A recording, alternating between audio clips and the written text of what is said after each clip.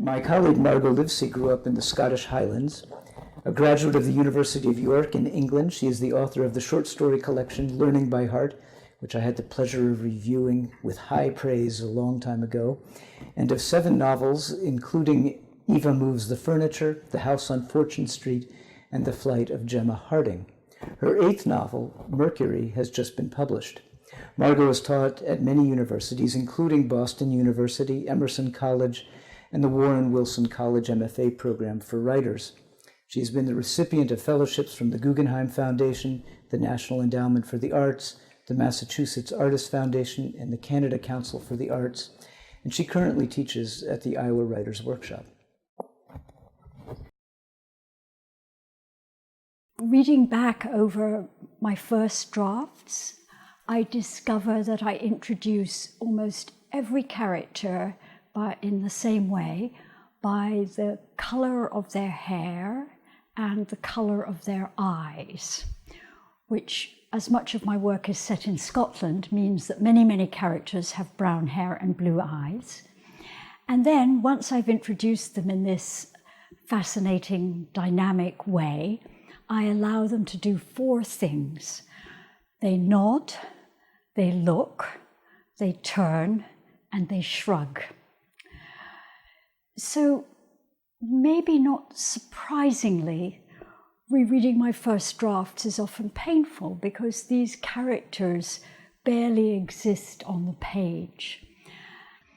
So, I've spent a lot of time thinking about what is it in the books I love that makes a character walk off the page, that makes me believe a character exists beyond the page and that I can fall in love with them and argue and have opinions, and how can I make my own characters walk off the page? So in my efforts to get my characters to have something more than brown hair and blue eyes and do something other than shrug and nod, I've come up with a list of what I call prompts, rules, and admonitions for creating characters. Here are the prompts. Name the character. Use myself or someone I know discreetly. And I do, of course, want to have friends, so I'm very careful about how I use other people in my fiction. Borrow from a newspaper story. I'm a big fan of local papers where there's lots of sort of gossipy little items about who stole somebody's cabbages. Give the character a house, a flat, a doorway, or a car that I know well. Send her to a careers counsellor. Let her talk. Follow Aristotle's advice and make her act. Save someone, jump into a river. Give a sense of her role and position in her family and in society.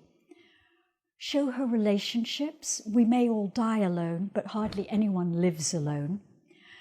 And lastly, describe her appearance insofar as it's relevant. Then I have some rules, and I try to keep to these in everything I write. I have 5 rules. Good characters must have some failure or vice. So a good character might have bad handwriting or hate flowers. Bad characters must have some strength or virtue.